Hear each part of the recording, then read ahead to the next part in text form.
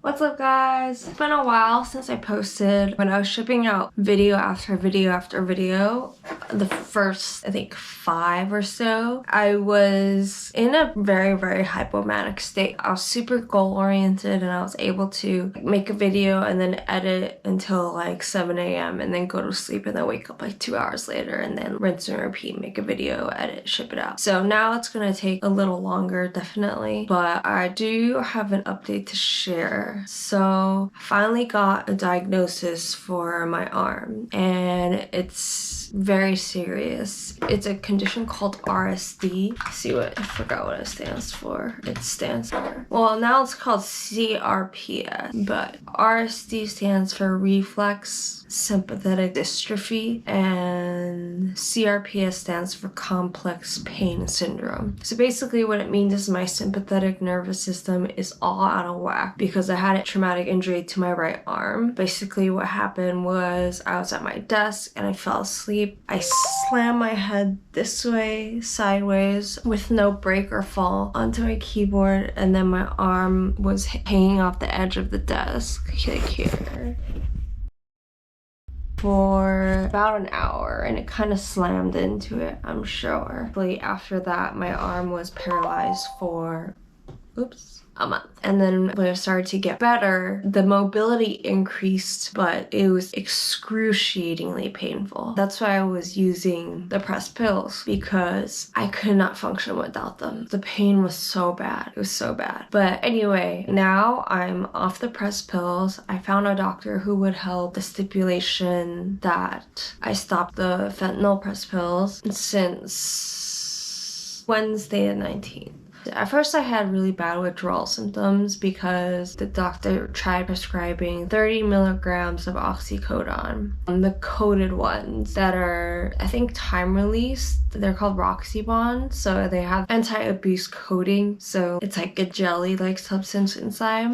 I tried chewing it to see because I was curious. Yeah, so the inside's just like jelly and it's just like you can't break it down. So I wouldn't have snorted it anyway. It's like too big of a pill and it's not worth it. Anyway, that didn't cut it, so we tried to see, first we tried that, so 30 milligrams 4 times a day. I couldn't do it. I was able to lower my daily count of pressed pills. I think it was around 16 or something, and I was able to get it down to 12 to 10, but that was like really pushing myself through the pain, which is not what I want. Then the doctor decided to increase to 60 milligrams 4 times a day, and the stipulation was to stop using the pressed pills once I got that, which I did. It like barely touched the pain, and they knew that I was going to need more. So now I was first put on 10 milligrams of methadone 4 times a day plus the 60 milligrams of oxycodone 4 times a day. That didn't cut it either, and so now we're trying 20 milligrams of methadone 4 times a day plus the 60 milligrams of oxy 4 times a day, and we're gonna try that, and then we're gonna see if we need to increase the methadone. The idea is to titrate me up to a point where I don't feel pain and I'm able to do physical therapy. Right now,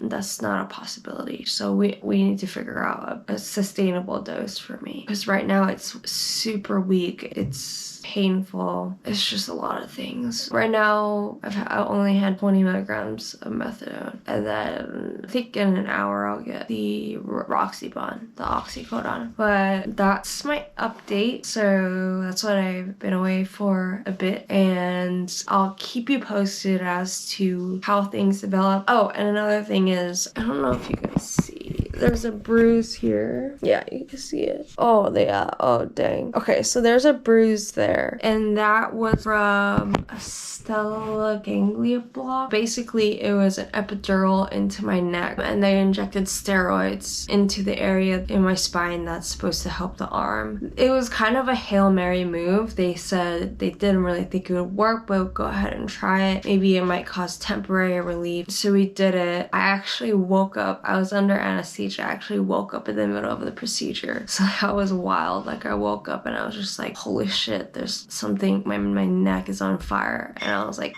ow. I remember they heard me and saw me, and they're like, she's asleep, she's awake, oh no. And then they just like put me back to sleep, and then I woke up and I was done. But that was pretty wild.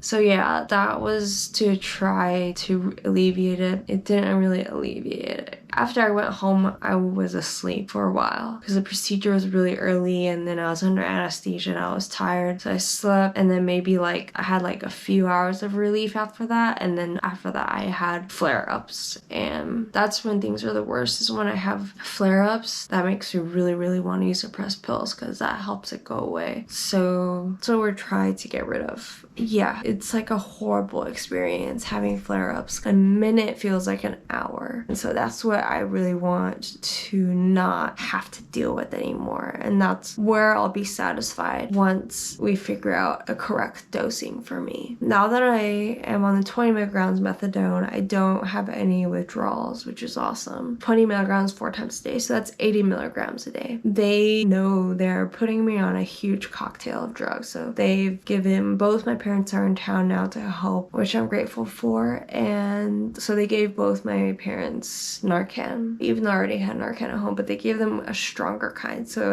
I had 4 milligrams, they gave them 8 milligrams just in case. But I think with my tolerance and whatnot, I don't feel like drowsy from the methadone or anything. I don't feel those kind of side effects. So that's good. But anyway, that's my update for now. Thanks for watching, and I hope to see you guys later. Bye.